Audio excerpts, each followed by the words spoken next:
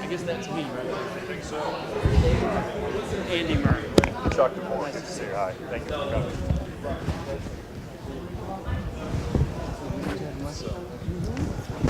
All right, if you can find your seats, please.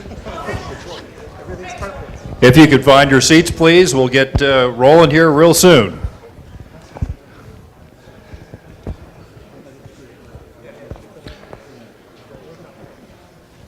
All right, after our lunchtime presentation, I think a lot of us have a better appreciation for how complex the school finance system is in the great state of Texas, not only on how we raise the money, but on how it's allocated as well.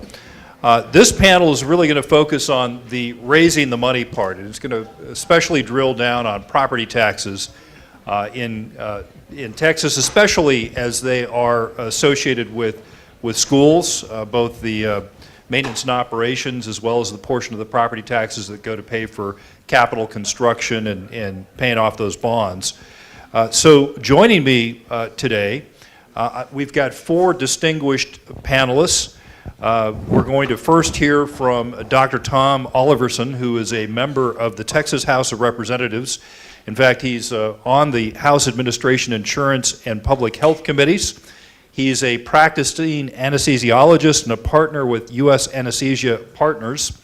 Dr. Oliverson and his wife were appointed by the Lieutenant Governor to the Inauguration Committee, so that must have been kind of fun to be a part of that, especially given I can't imagine a lot of folks had that opportunity to kind of be on the inside as to the planning and how all that worked out. Joining Representative Dr. Oliverson, we have Representative Andrew Murr from the Texas House of Representatives. He's on the House Judiciary and Civil Jurisprudence, Local and Consent Calendars, and Ways and Means Committees, which I would imagine, how frequently do those committees meet simultaneously, where you have to violate the laws of physics and be in two places at the same time? More often than you want. Yeah, exactly. I thought so. Yeah, I thought that might be a problem. Previously, or a challenge, I should say, I'm sure that you resolve it with grace. Previously, he served as a county judge of Kimball County. He received his bachelor's degree, oh gosh, here it goes, from Texas A&M University. Okay, there we go. As well as graduated with highest honors from Texas Tech University School of Law.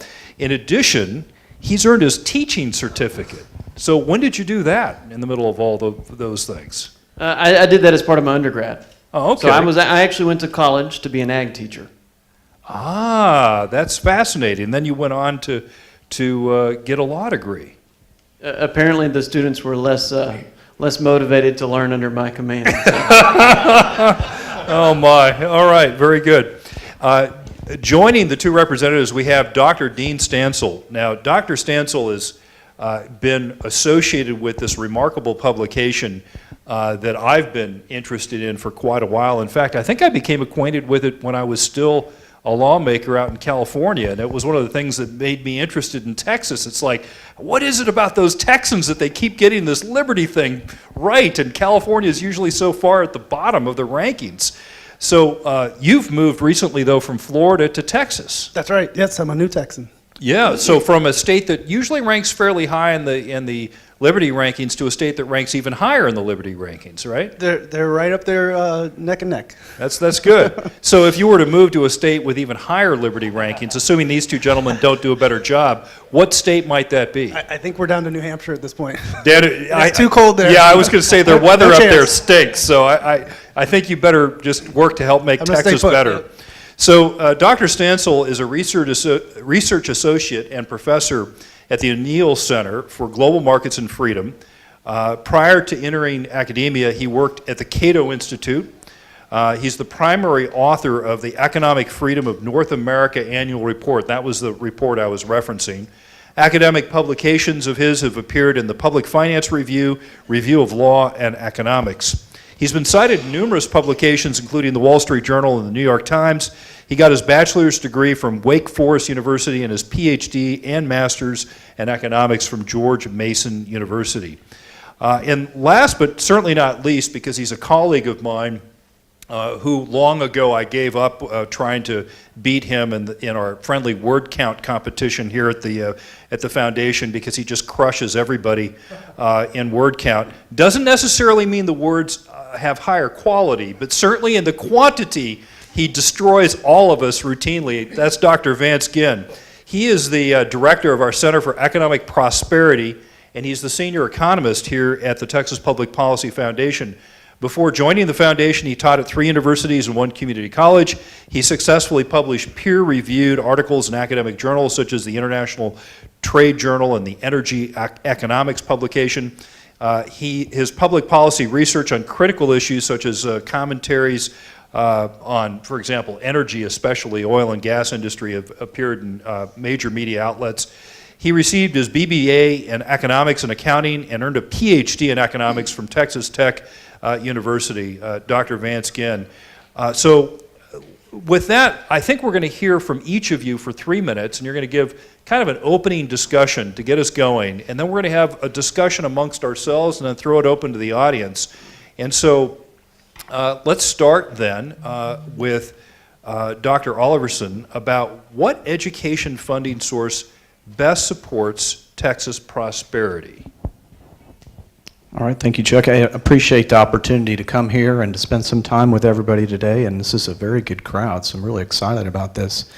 It wasn't that long ago I was sitting upstairs in a conference room as a candidate looking at running for office, and I was listening to your distinguished colleague at the end there talk about various types of gathering the revenue that the state needs in order to be able to do the things that the state needs to do for the citizens, and we talked about going from things that are very economically hindering, harmful, and destructive, like income taxes and then gross margins taxes, and as we move down, we get to property taxes, and ultimately, I think the pinnacle is, in sort of my thought process, is if we can get to something that's truly consumption-based, where people actually have the ability to regulate how much tax they're paying based on what's going on in their life. When you think about the difference between a consumption tax system, as we're going to talk about today for school finance, versus property tax, you think about how a business owner, let's say you're in the business of making drill pipe,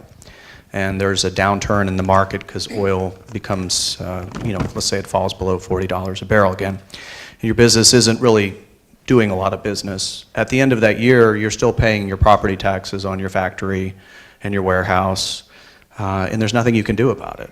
And whether you made any money that year or not, you still have to pay it. Whereas if you're paying a tax based on the materials you're purchasing and the products you're making, when you're making money, you're paying some tax. And when you're not making any money, you're not paying tax. So when you move to a system that is consumption-based, you have a system that's much more friendly to economic conditions that exist currently in the marketplace. And that works the same way for consumers, too. I can tell you, in my district, as I went around and talked to a lot of folks, I'd meet a lot of people who had paid their house off entirely.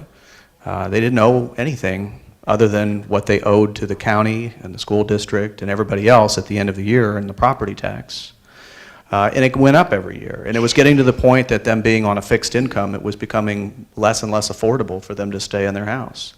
And you think about giving a family like that that's worked their whole life for the American dream, they own their house, the opportunity to actually control how much they're actually paying in taxes based on how much they're actually consuming. I think that's a very fair trade. And I think if it's properly explained to folks that, look, you're getting rid of a tax that you can't do anything about, you just have to pay it at the end of the year, or the county takes your house or whatever, for something where you actually can modulate or control how much tax you're paying. I think that's a better system. So to me, to answer your question, I think a consumption tax is the way to go when we're talking about the most economically friendly tax system. Did I answer that correctly there, Dr. Ginn? Yeah, we always look to Dr. Ginn for approval. You got it a lot more quickly than I ever get it, I'll tell you that.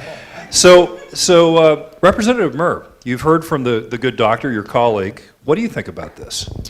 So, and is this too loud? Do I need to hold it down?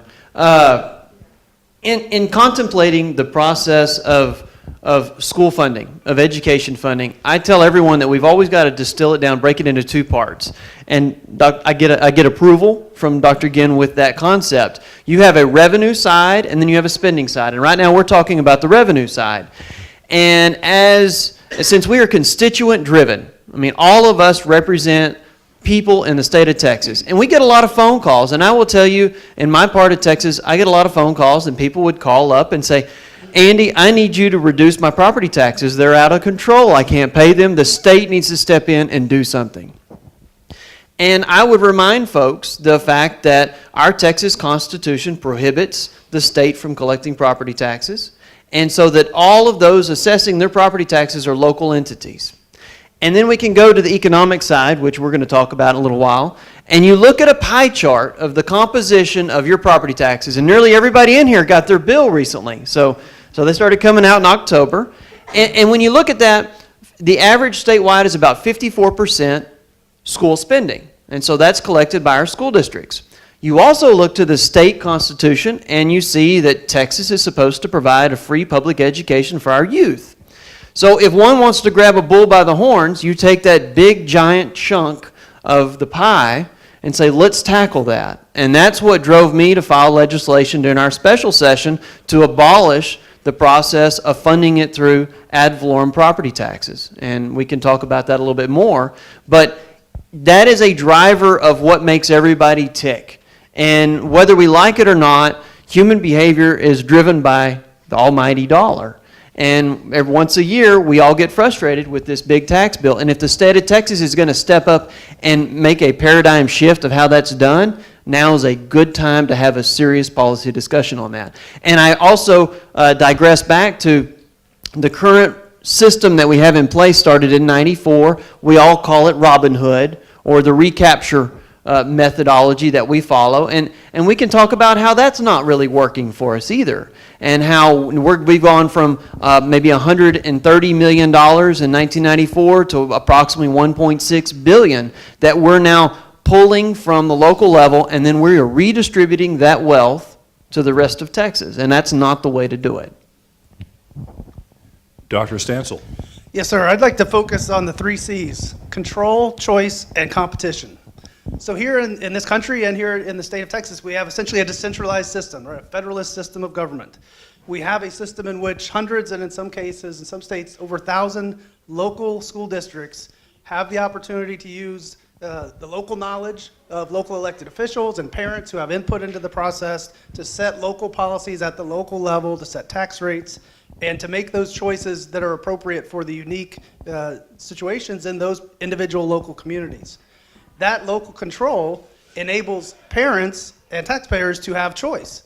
They essentially can vote with their feet to choose a location, a jurisdiction that matches their preferences for tax rates and education policies, amongst other policies.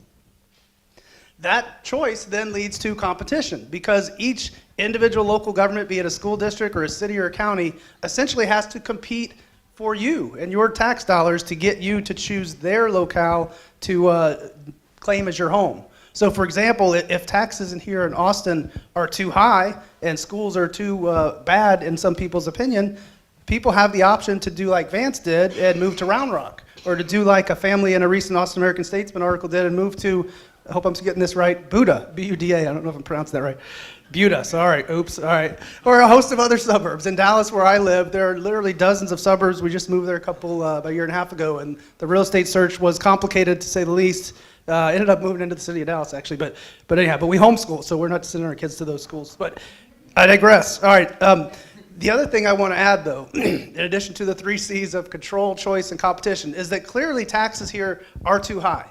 Every year, the Tax Foundation, a group in DC, puts out what they call the State Business Tax Climate Index. Now, you might think Texas was first, but you might be surprised to hear that they're 14th. However, when you break it down to individual taxes on both the property tax and the sales tax that a lot of people here seem to want to raise, Texas ranks 37th. So there are 36 states across the country that have lower property tax burdens and lower sales tax burdens. So in my view, what we need to do is cut taxes and put some caps, explicit caps on revenue and or spending, to free up the ability to reduce the tax burden. Obviously, we're talking about taxes today, but you can't completely ignore the spending side. Dr. Ginn. Thank you, and thank you all for being here today.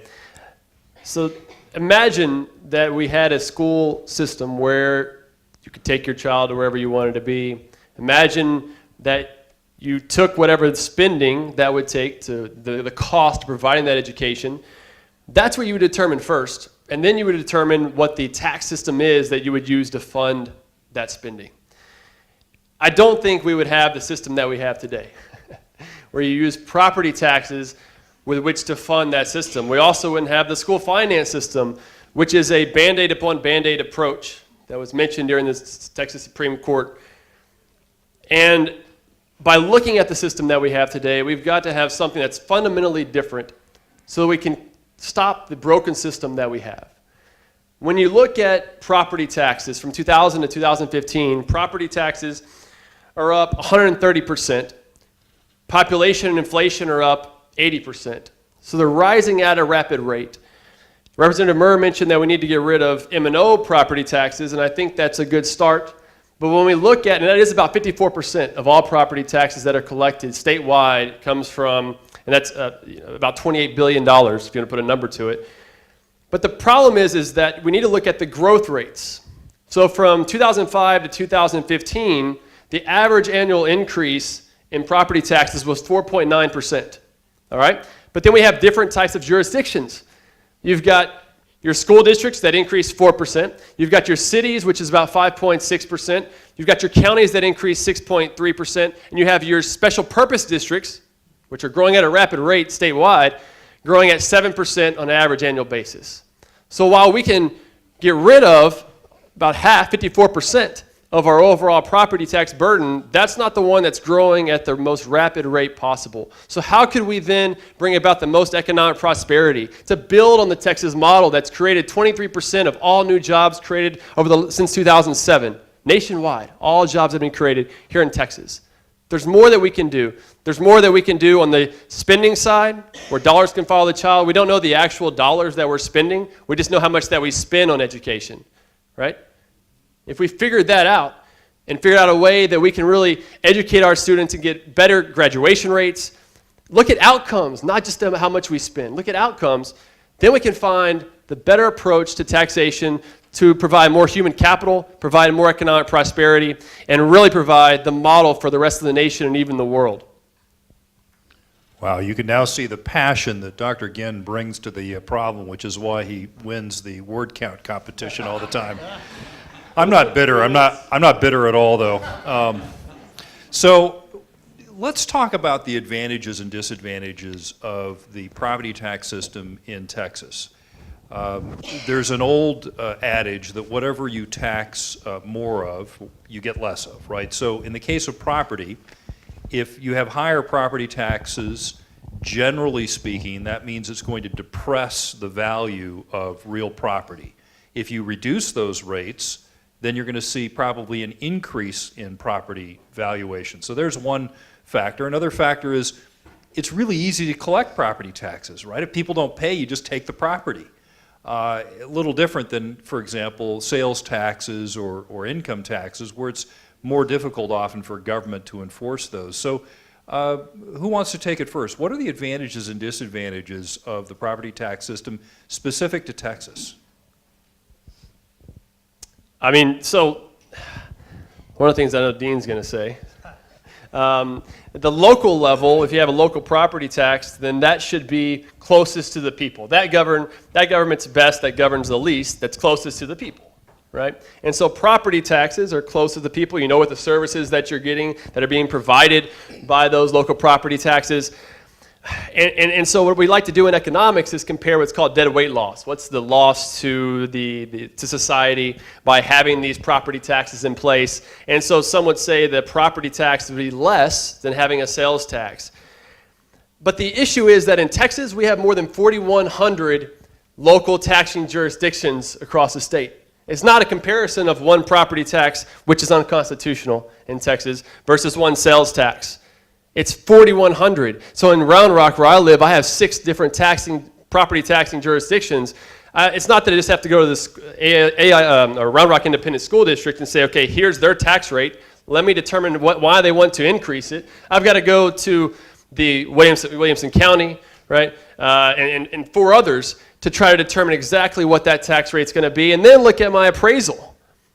If we were able to move from a property tax system we have today to a sales tax, and we did a study back in 2012 here at the Texas Public Policy Foundation. Arthur Laffer, right, the father of supply side economics, he did this study. We're going to do a new one here soon.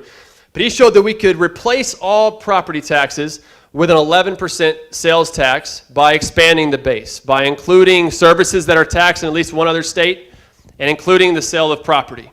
And we can go into some of the details. But or you could tax everything in our economy and have a 5.5% rate. Now, that's very difficult politically. That would be a tough job for you all. When you're taxing medicine, that wouldn't be included in this 11% rate. But that would be a prosperity-generating reform that we have never seen before. And that's what we need to get to. Property taxes is okay, but we're in the 21st century. We need to be able to own our own home. I could pay off my mortgage, but I'm still going to continue to pay in property taxes. In fact, it's going to keep going up. That's not right. If you have a sales tax, I pay off my sales tax, and I don't have to pay any more tax on it. Sure. So one little note on that 11% state and local sales tax rate. That would give Texas the highest state and local sales tax rate in the country. Not a property tax, though. Another thing to point out about the idea we're talking about here is that this wouldn't really eliminate the taxation of property. It would just change the way that we tax it. So we would put in place a tax on the real estate transactions rather than the annual assessment of the value of the property. And I want to get back to, without getting too lost in the weeds of supply and demand curves, Vance mentioned the concept of deadweight loss or economic efficiency of taxation. The basic idea here is that anytime you tax something, you get less of it. And that quantity response is bigger when people have other options. So half of most people's property tax burden is based on the value of their land. Land is in fixed supply, more or less. So you're not going to reduce your consumption of land if Round Rock or whoever raises your taxes. So in that sense, when you have a fixed quantity of something, consumers can't reduce their quantity, and therefore there's no deadweight loss. And compared to a sales tax, where people absolutely can reduce their consumption and move their consumption to, especially those who live near a border, move their consumption to other jurisdictions. So in that sense, the property tax is much more efficient, in my opinion, than the sales tax. Now, just a second, Dr. Stansel. You certainly can adjust your consumption, right? So I've got a household with a spouse and 2 children and an aged father-in-law. And at some point, I'm going to downsize from my house to a much smaller house and do so largely to save on property taxes. Doesn't that counter your assertion? That's half the picture. You're right. On the improvements part of your assessed value, but on the land part, we as a population as a whole cannot reduce our consumption of land. Right, I mean, there's a fixed quantity of land. So you're talking about the entire state of Texas, not individuals per se. Or the country, yeah, sure. So the tax base, if you will. The consumption of land really can't change since it's in fixed quantity. You're right, we can adjust individually, but when you sell your bigger house to move to a smaller one, someone's buying your bigger house, right? So overall, has it really changed? Got it.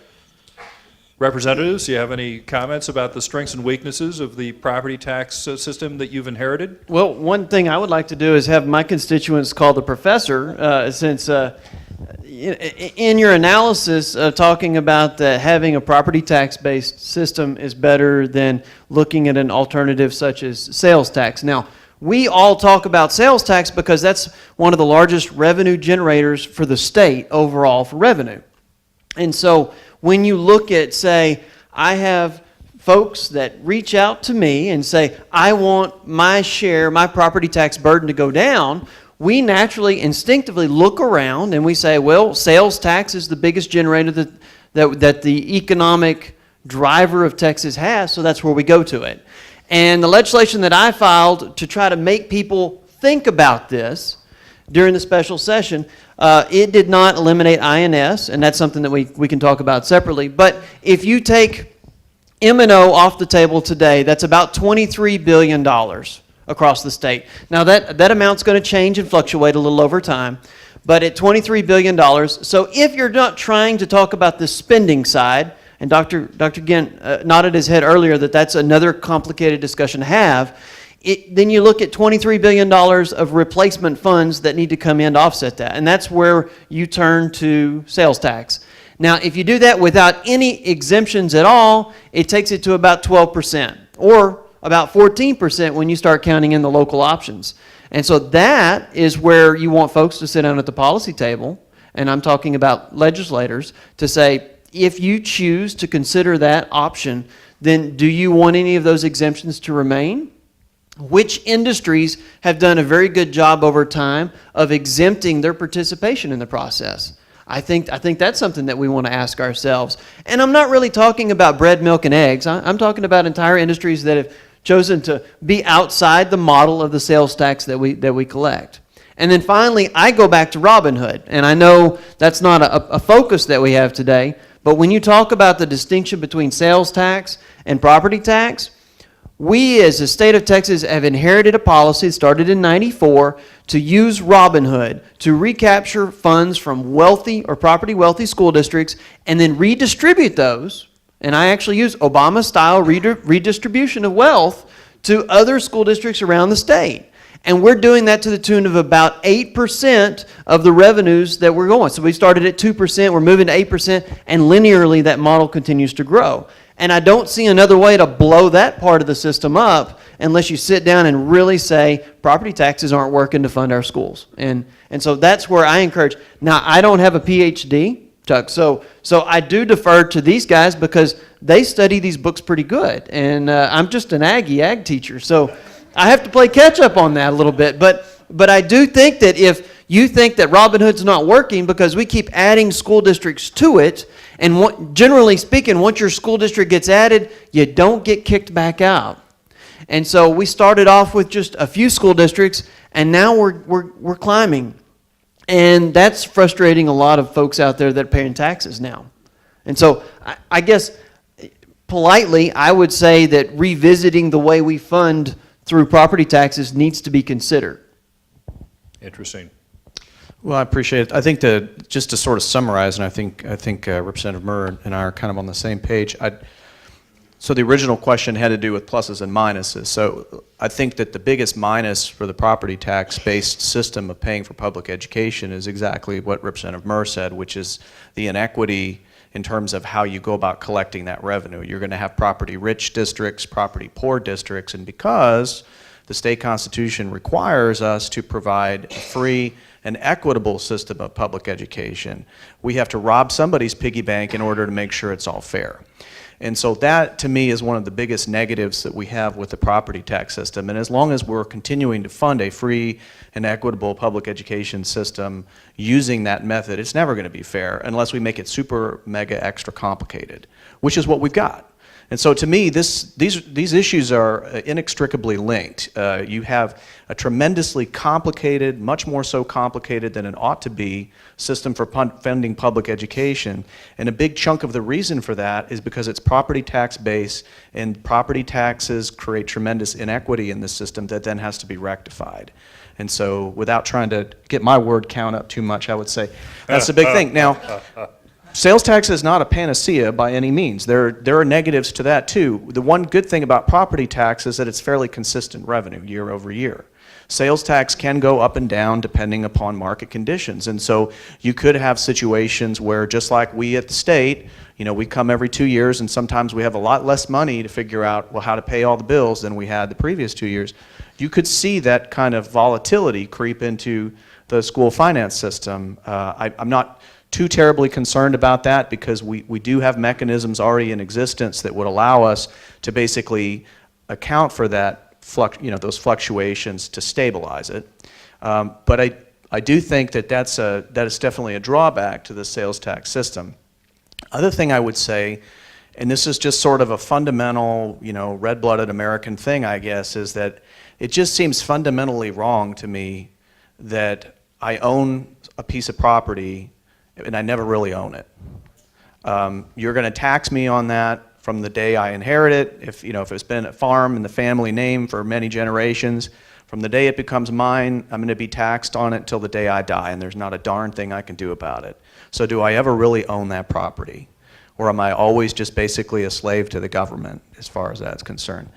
I just find that incredibly sort of on a very emotional level as an American, I just find that incredibly distasteful.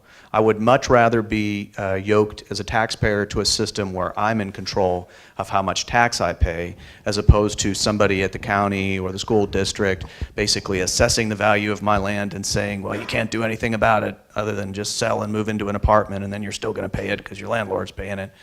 I just think that's wrong. We spend our whole lives trying to build up that nest egg, own our own home. That's part of the American dream. And by God, when people get to that point, they ought to be able to keep it. We shouldn't be constantly, sucking a pint of blood off of them every year. It's Texas, never right? theirs. It's Texas, for crying out loud. So Yeah. if you go back to the premise of our panel about which funding source for education is going to really boost Texas prosperity, and of course, the property tax system as we have is kind of an accident of history. It's just the way things developed in the state. So if you look at the way governments raise revenue, and set aside for a moment how much revenue is raised, but the various types of how you do it, income tax, corporate income tax, the margin tax, sales tax, property tax, vehicle taxes, gas taxes. There are all kinds of ways governments in America and around the world raise money for government activities. And so if you look at how the taxes are raised, and we understand that whatever you tax more of, you get less of, as well as how different types of taxes have different levels of transparency or understanding or compliance costs. For example, the margin tax is very complicated and difficult to comply with. So with all that considered, what taxes in general support prosperity versus which taxes, generally speaking, discourage prosperity?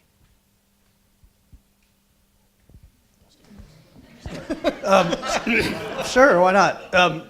So generally, low taxes are a good idea, but ultimately, the most destructive economic policy would be a high income tax and a low sales tax. Fortunately, Texas has that in reverse, correctly so, with no income tax and a relatively high sales tax. So the formula there, the mix is correct. If we want to compare the sales and the property, again, in my opinion, the sales tax is more destructive than the property tax. And I want to throw out an analogy that someone much more clever than I came up with about a frog in a pot of boiling water. I'm sure some of you have heard it before, but I think it applies to the visibility of the property tax. And the idea here is that if you throw a frog in a pot of not boiling water, it'll jump right out.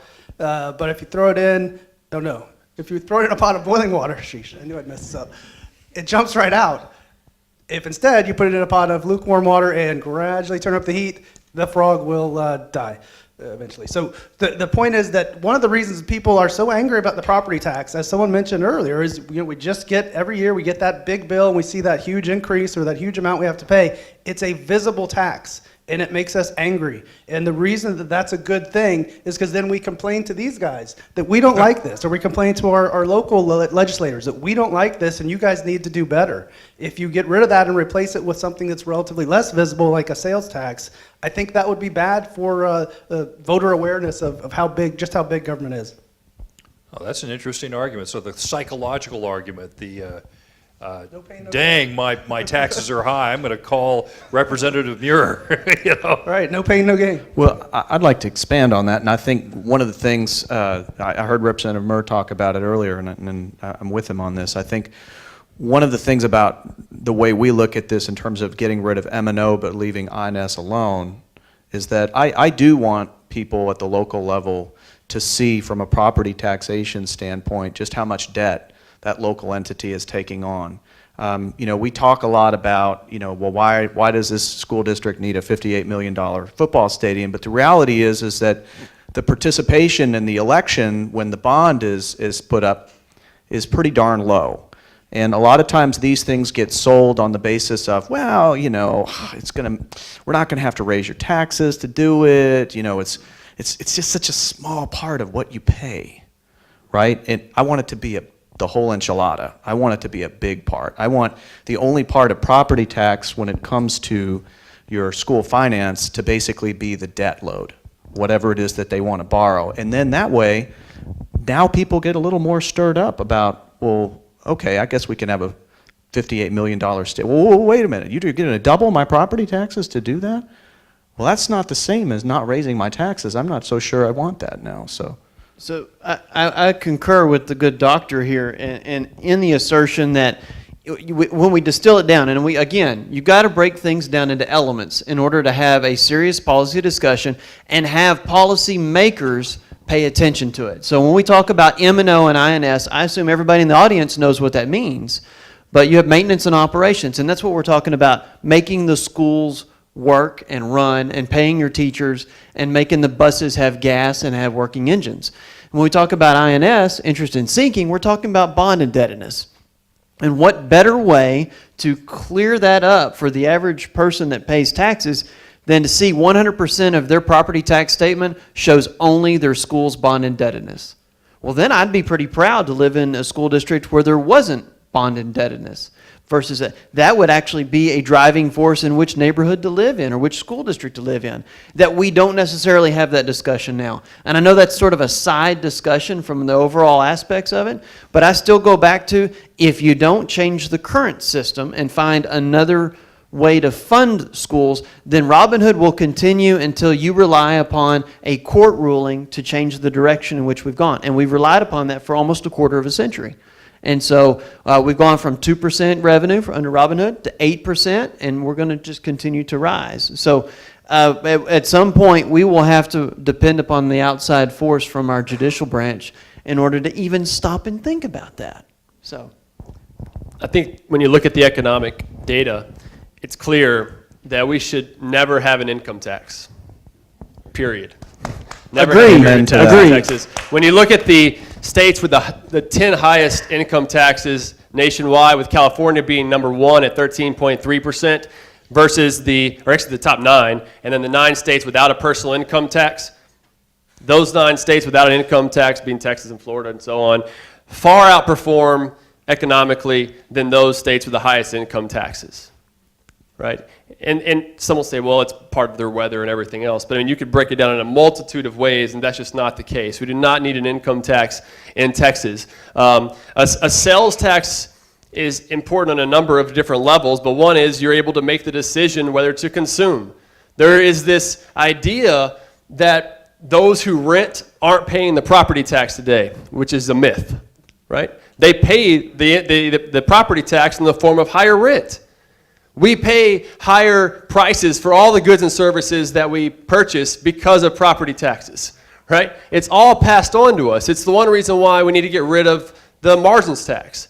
Business taxes are simply passed on to us through the form of higher prices, lower wages, and fewer jobs that are available. It's the one reason why we should also get rid of the corporate income tax at the federal level. There should be no business taxes because we're the ultimate ones that are paying for it, right? Property tax, the other argument is that the sales tax is regressive, meaning that lower income people pay a higher share of their income to the tax than higher income people do. Anytime that you have a fixed rate on something, that will always be the case.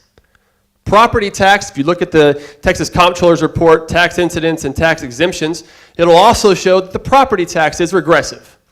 Right? It's also regressive in the sense that it forces many people who are low income to never be able to buy a home, right? Because it makes the cost too expensive. And then they get a home, and then the property tax burden continues to push them out of their home entirely. And that's not the sort of system that we should have here in Texas or anywhere. When you look at the other side of the coin on spending, there's also a lot of myths that we don't spend more on education. Since 2004, education and real spending per student is up 8.2%. 8.2%, right? So we continue to spend more. If you look at the 2004 level of spending per student, which was $11,326, and you kept that flat, just say, okay, that's the correct number to use, we're spending $27 billion more than we otherwise would have. And as we've already heard here today, a lot of that's going to inefficiencies in the form of a huge increase in staff that are non-teachers, 66% increase in non-teacher staff versus a 56% increase in teacher staff from 1993 to 2015.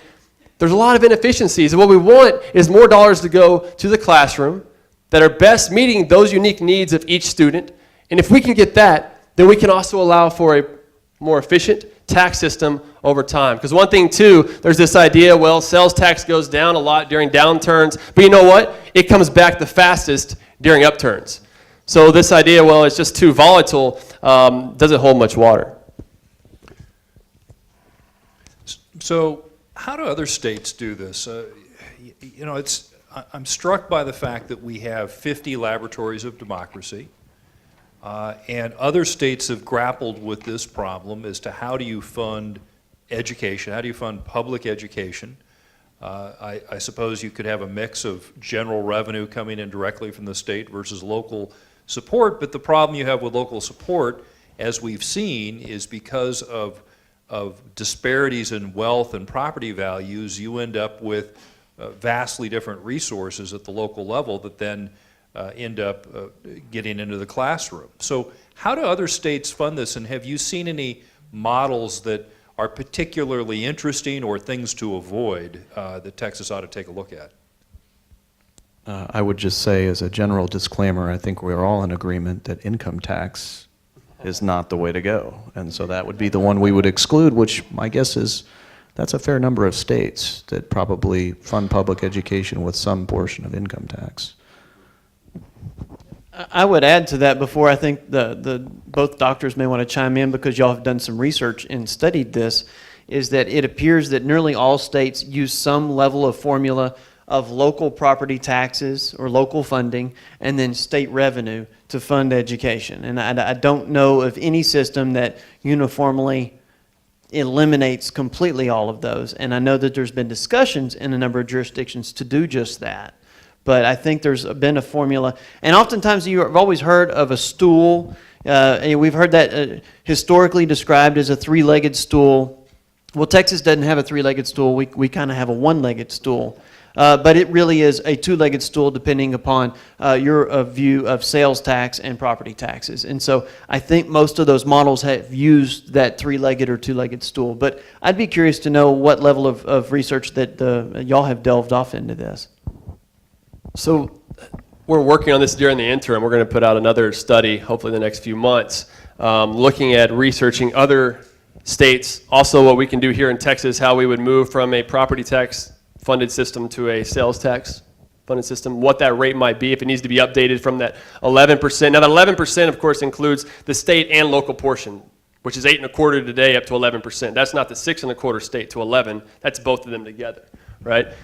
And that original one also included INS, did it not? That's right. Would your study also consider breaking that apart? So I think there will be some separation there, because actually the 11 includes school district, special purpose district, city, and county, all of them combined. And so in this one, there might be a way to separate those out to see what those rates might be. Because one thing that we are concerned about is if we only do the M&O portion and we get rid of that, now we have a property tax that's on property and we have a sales tax. And the thing that we would rather not see is there being a property tax and a sales tax on the sale of property. And you know, that was in a constitutional amendment that was passed a couple times ago, that although we didn't like it in general, we were in favor of making sure that there is never a sales tax and a property tax combined. Because now you have a double whammy, if you will, on property. And so that's something that needs to be considered as we're looking at that. Now, Aaron actually, during our lunch, he talked some about Indiana, who has removed all of the M&O portion from property taxes. And so that's something else that we will continue to research as well as whenever we're looking at this. Isn't one of the problems of keeping, if you're going to have a reform of the property tax system, but keep part of it, as I recall with some of the research we've done in the past, is it true that there's roughly, I may be wrong on this number, but isn't there roughly about 300,000 people in Texas that are engaged in the issue of assessing for government the value of property? And would that not go away? I mean, if it's kind of like one of these things where if you reform the federal income tax, but you still kept it intact, you're still going to have the IRS, right? So is that about right? Is that a number you recall, that there's several 100,000 people involved with determining property values in Texas at all the different governmental jurisdictions, or is that a wrong number? I don't know the exact number on that. Yeah, but But it's a bureaucracy, though, Sure, that exists, yes. right? And so there could be a bureaucratic savings. If you went to a sales tax, you wouldn't need someone to come out and appraise your home. It would be based on the market value. When you sold the home, then you would pay the sales tax, right? And so let's say it's just 10% for rounding number. Let's say you had a $100,000 home, and the effective tax rate today on property is $2,000. Or sorry, 2%. 2%. So that's $2,000 a year. Now, over 5 years, assuming your property tax rate doesn't go up, that's $10,000. Okay? For a $100,000 home, you pay the sales tax of 10%. That's also $10,000. So over 5 years, you could pay off all of your sales tax, but what happens with your property tax? You've still got to pay it year after year after year after that. So there's a way to actually pay it off. Now, you could do that in the form of in your escrow. You can put that in your mortgage. You can get a second loan just to pay off the sales tax itself. You could pay that at the time of sale if you would like. One of the things that we hear a lot from businesses is that, especially the larger businesses, it's not the margins tax that affects them as much. It's the property tax. You talk about prosperity generating reform is eliminating property taxes in Texas. Many businesses will want to move to Texas. Now, there are a lot of other factors that are there. Not to look at the higher sales tax. Dr. Stansel, Dean, he's right, that we would have the highest sales tax at 11%. The highest today is Louisiana at a little over almost 10%, okay? But they also have a property tax. So you have to take those into consideration. Now you will have people who will have more money in their pockets. They can budget more wisely, right? Businesses can actually budget to say, okay, you know what, my property tax is going to stay the same year after year until I pay off this property. Or I can even pay it off today. They don't have to care if it's ratcheting up by an appraisal office that may be using subjective metrics that's not determined by actual markets, because there's not a market transaction that takes place, which is why it ends up reducing our liberties and our freedom in the process, because someone else is in control, and it's not you. I have a quick question on that. So in your example, where after year 5, you're done, what happens to, and God knows I don't want to be defending revenue streams for any government. But where does that money come from?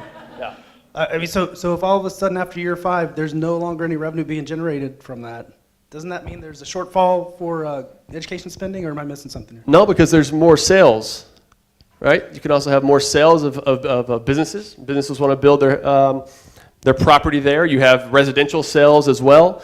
Because remember now, the people who are paying $2,000 more a year after that have $2,000 more in their pocket. That can now go into savings and investment and more economic growth and economic activity that can be used for more jobs, more incomes, that they can then go out and buy a home, start their own business, which generates more revenue as well. Now, I think we're spending too much anyway. But to be clear, it's levied every single time a house is sold. Correct. Not just when it's new. Correct. So that's maybe where some of that confusion comes from your question. So, all right. So let's look then into if we eliminated school district property taxes, and again, the two representatives talked a bit about the difference between maintenance and operations, which pay for ongoing, teachers' salaries and things like that, versus the portion of the property tax that essentially secures the debt, the INS portion. So if you were to eliminate one or both, how do you replace that revenue stream? What's the from a political or economic standpoint, what makes sense? Well, I guess, and again, this is why I think, I don't think you get to this answer quickly. I think that the solution is pretty simple. The comptroller's report tells us that we give out about, at least from what I've read, about $42 billion a year in sales tax exemptions. And if I remember correctly, M&O for the entire state is roughly half of that. So the question really becomes, how do we swap, because we're talking about a swap. We didn't say that earlier, but I want to be really clear that what we're not talking about doing is increasing spending. What we're talking about is swapping one form of taxation for what we believe is a better form of taxation that's better economically. So it's really comes down to locking the policymakers in a room along with selected policy experts and actually figuring out what is the best solution. I'm not here to tell you that I have the formula all worked out in my head, because I don't. I don't think it's simple. If it was simple, we would have, I should say, I don't think it's easy. If it was easy, I don't think we would have probably done it already. The last time we tried something like this, we ended up with the margins tax. So that didn't work out so good. But the revenue is there. Even if we made a decision not to raise state sales tax a nickel, the revenue is already out there in terms of the amount of sales tax exemptions we're already giving. So I think it's probably maybe a combination of the two. I don't know if you're going to get all 21 billion from just, and maybe that's not the right number. Maybe, as Dr. Stanzel says, maybe it should be a lot less than 21 billion. I don't know. That's part of the conversation that we should have. But I would point out also that I think unless we get to a formula for funding where we have basically the state doing what it's constitutionally obligated to do and paying for 100% of this, and we get rid of some of this inherent inequity, it's going to be very hard for us to actually get to an actual number that everybody agrees on as to what it costs to educate a child in the state of Texas in a given year. And I think that if you want to talk about competition, one of the things we haven't brought up in this conversation is that the beauty of a system like that is that if it's a single payer system, in other words, I know everybody hates that term, I hate it because it's healthcare. I'm like, oh. But there's a reason why in healthcare all managed care rates are based off of Medicare. 125% of Medicare, 200% of Medicare. It's because it's a standard number that everybody can work with. I don't know that we actually have standard numbers here, but if we want to talk about competition in the marketplace, let's first get a standard number that the state basically says, if that seat is warm because there's a child sitting in it, here's how much you get. If that seat is cold because there's not a child sitting in it, you don't get anything. I think that actually has a very positive effect on stimulating competition within the education marketplace. So I'd throw that out there. Just to add to it, I think Dr. Oliverson hits it on the head. If it was low-hanging fruit, it would have been picked by now. And so this is something that's going to take a lot of effort by a lot of people. Now, when we start talking about the practical implications of it, your policymakers are 150 House members and 31 state senators. And we've got senators and House members in here today with us. And you have a lot of different opinions. And you've got a lot of folks that come from different parts of Texas and different environments and backgrounds. And so anytime that you try to mesh all this up in one big ball, and it's very complicated, trying to find anyone who understands the school formula process, that funding formula is very, very complex. And most school administrators don't understand it. So I think you have to decouple to a practical degree the discussion of revenue source from actual funding. Because the moment you put them all together, too many other opinions get together and you can't get enough consensus to affect change in the legislature. And so I go back to that time and again, especially with my constituents, any time that you want to have the discussion about spending, we need to stop having the discussion about the revenue source because we have to have them separately. We can have them, but they can't be in the same conversation because we lose too many people who are policymakers to the final discussion of what we want. Now, I do agree with the professor that they're tied. I think they're related, they're tethered together, but we have to decouple those if we want to solve the problem. All right, two minutes with one of our academics, then we're going to go to audience questions. All right. Yeah, and one quick thing on the spending side. I mean, look, it's more costly to live in certain areas. So if you have the same exact formula per student for a rural area versus, say, Austin or Dallas, that may not quite work in terms of being able to pay the salary that a teacher can afford to live on. But I digress. The thing, we're responding directly to the question that Chuck asked us is, how do we replace this? In other words, what would be the better way to do it? And I can't speak to the political implications of any of this, but from a purely economic perspective, what would be superior to what we have, and in my opinion, to what's being proposed here, is that you get rid of the property tax on improvements and focus strictly on the property tax on the value of the land, because then you literally have zero dead weight loss and the highest economic efficiency you could have. So rather than replacing the property tax, the M&O part entirely with a new tax, essentially on the real estate transactions, that would be one way to go that I hadn't really heard anyone discuss today. All right, very good. Now it is time for the audience to weigh in. And what I would like to do is give you 2 ground rules. Number 1, come to the mic because we are live streaming this. You're going to be famous. And tell us who you are and if you're with a group, what that group is. And then keep your questions very short so that the panelists have more time to answer them. So if we can begin, we'll start over here. Thank you. Bill Moran, independent, just self, live here.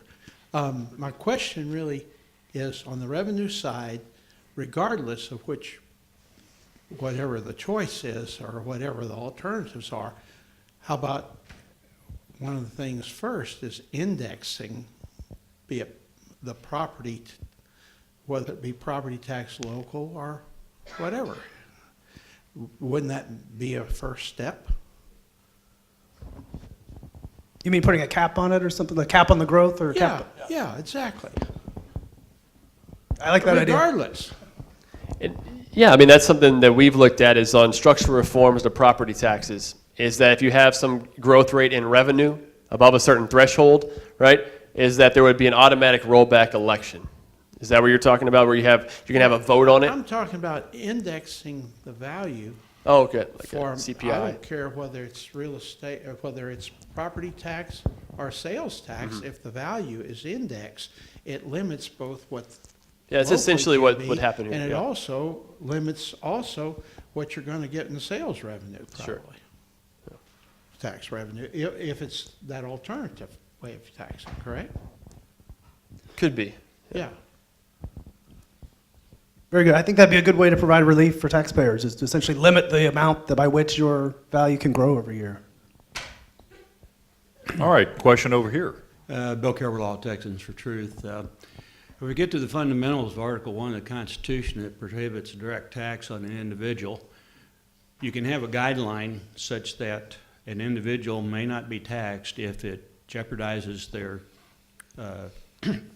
liberties for being thrown in jail or something, or it takes personal property away in some form. So they shouldn't have to forfeit personal property. So any tax that does that can't be a tax, as long as they hadn't obtained the property through criminal means. So other than trying to discuss your spending problem at the government level, people got to understand that the cost of doing business, whether you call it a tax or material cost, overhead cost, anything, either it's rolled up and the company puts their profit on it and the consumer pays for it.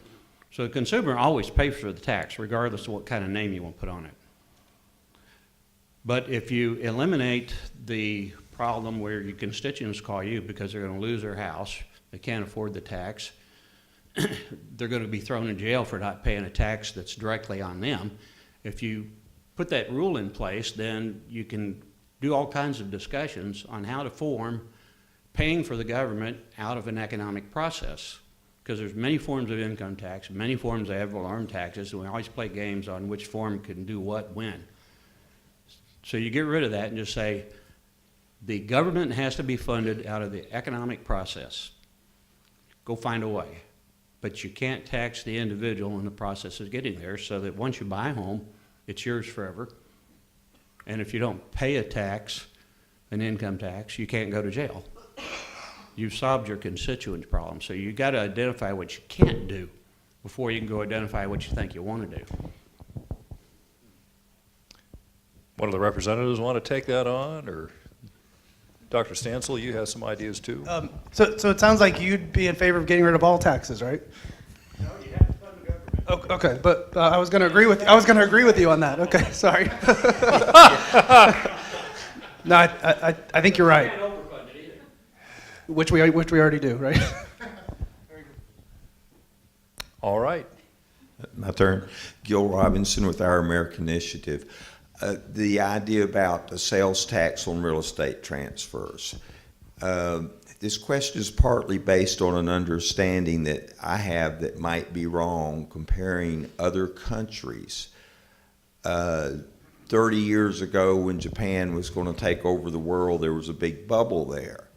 And it seems like I heard reading magazines like Forbes that one of their problems was that the land values exploded there, and you had all of a sudden on the Forbes billionaire list all these Japanese real estate tycoons, and it was explained, well, they won't sell their land because there's a sales tax on it, which sounds like it would inhibit transfers of land, just like if I've got a big profit on my stock in my stock account, I don't want to pay a gigantic capital gains tax on it. I don't know if that analogy about what goes on in Japan is even correct, but should we be concerned about that if we implement your system? So when I would look at that, there are a number of different factors that are at play there. And I would think that would be an excuse saying, hey, let's look at this particular tax versus other policies that are in place, zoning laws, other regulations where you can't build, that have made it to where values have increased at a rapid rate, and made the case that it was because of this particular tax. Shall we eliminate zoning laws then? Well, that's a whole other issue, but maybe. The tax system should not be in place for any sort of economic distortion or social engineering. Taxes should only be in place to fund the essential roles for government, period. That's all. And so I think what we've come into today in many areas of our tax system is looking at how can we get some sort of end outcome with a progressive income tax system at the federal level, maybe with property taxes because we don't want them to go up too high. That's not the way that we should be thinking about taxation. Right? We don't have enough knowledge or information, as Hayek called the knowledge problem. We don't have enough information to know which tax system we should have. All we know is this is what we need to spend. These are the demands by the citizens. These are the needs by the constituents and legislators, and this is what we should fund. That's why I started off with earlier, excessive government is a disease, taxes and debt are the problem, are symptoms of that disease. And so once we can figure that out, I think we can come up with the most efficient tax system.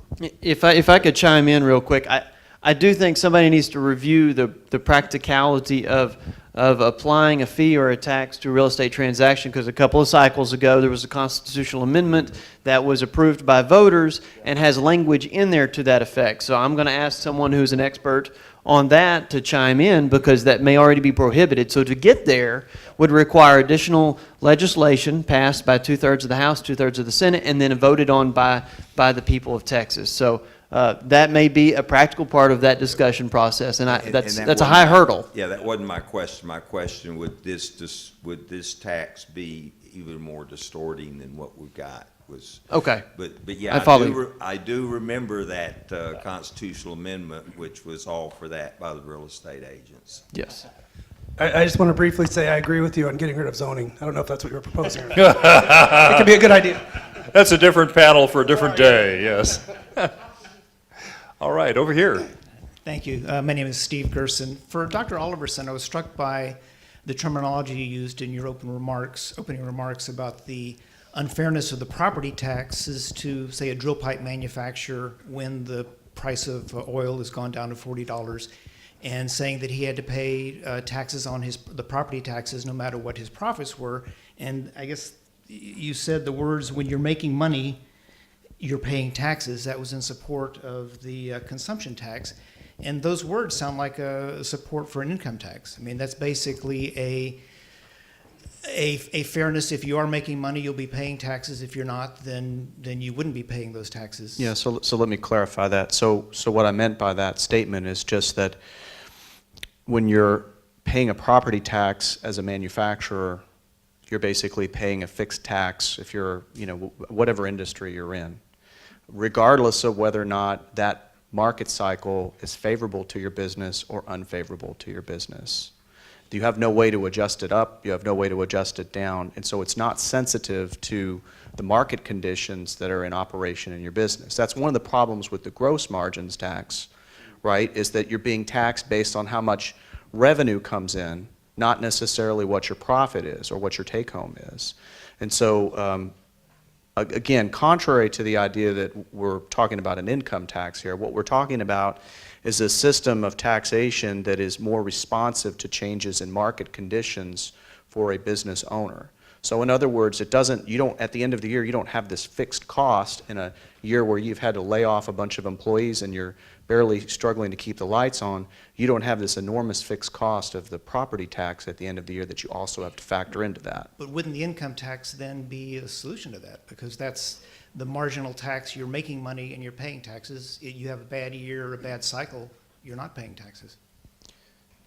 Well, I guess from this would be different. I guess the consumption tax that we're talking about here would be on the sales process of what you're adding on to the cost of the services that you're providing, the goods that you're producing. And let me just be clear, I'm not advocating that that's the end-all be-all solution. What I'm saying is that what we want to do is move away from a static system of taxation to something that's much more market sensitive. And it's also on the final goods and services. So it's not a VAT, it's not a value adjustment like you would have other business sort of income taxes.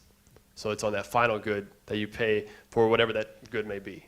One other thing that I think that's important, I know we're about to wrap up, is to look at the history of property taxes. And in 1997, the Honorable Talmadge Heflin, who is the director of our Center for Fiscal Policy here, he filed legislation that would have eliminated property taxes in 97. He didn't have the votes then, so he pulled off the constitutional amendment and the enabling legislation.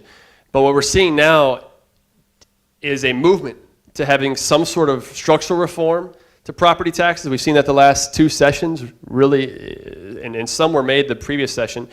But then in the special session, I mean, there was a great discussion in our Ways and Means Committee, or in their Ways and Means, in Texas' Ways and Means Committee, on looking at getting rid of property taxes. And it was a great discussion. We had Representative Murr was there, had his bill, HB 285. Representative Darby had a bill. I mean, it was a really good discussion looking at how can we eliminate property taxes. And so I don't know, I've been excited to see something like this that's, and I keep using this term, but prosperity generating reform, that I think could take us to the next level of our Texas model and continuing to shine the light on what prosperity, the American dream, and the each unique dream of each of ours to allow us to have that sort of satisfaction. Dr. Ginn, you said you were excited. I can't recall a day that you haven't been excited to come in here and work. So it doesn't surprise me that you've been excited. We have enough time for one question with some very quick responses because we need to wrap up at 4:03. So one question. There you go. Okay, thank you. Fire away. All right. I work for State Representative Krause, and this is not on his behalf, but we've been talking a lot about this issue.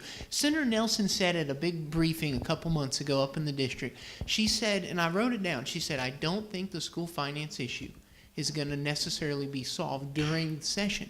There's just not enough time, and there's too much going on. It's going to be solved in the interim.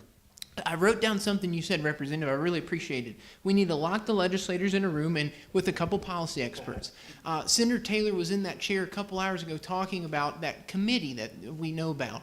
Only a third of it's been delegated so far. The clock is ticking. Who's going to take the lead on that? Is that commission, in you guys' opinion, the leader that's going to solve this in the interim? Or are we looking for, to call it for maybe another phrase, is it going to be another offshoot of legislators that are going to get in that room? I'm just curious your organic thoughts on that. I'll fire back. Here's my conclusion is you can have a commission and it can be the best blue ribbon commission in the world and they're going to go off and study this issue and they may have great recommendations. But dadgummit, the recommendations don't cause policymakers to take any action. Now, part of the discussion that happened during the special session, actually, Chairman Darby filed a proposed constitutional amendment, and Dr. Oliverson and I have talked about that recently, and that is one way to do it. And what it would propose to do is a constitutional amendment to say, hey, voters, do you want to eliminate the process of paying for our education with ad valorem property taxes? Check yes or no. Now, how many voters are going to check no? And then also give us a timeline, make up a year, 5 years, 7 years, in which the legislature has to take action to find another revenue source. And that is probably the only way to compel them to be locked in a room, just like a Supreme Court ruling would do. So we can give ourselves that own responsibility to do that, and then we can drag all the House members and all the senators into their respective areas and have them sit down and say, I have to do this. The voters have asked me to do this, and it's in the Constitution. That's my succinct answer. So, Yeah, succinctly, I would agree. I think, you either pull the trigger or you don't, right? And so we've been talking about this for 25 years, and we haven't done it yet.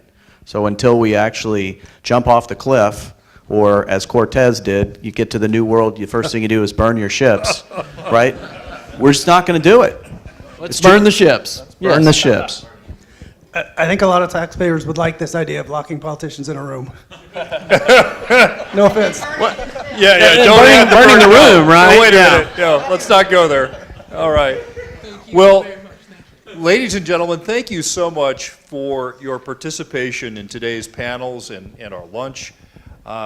It's, I think, a very, very important discussion for the future of Texas because it touches not only on economic prosperity and how best to raise the needed revenue, but also how it's tied into how we educate, how we pay for public education in the state of Texas.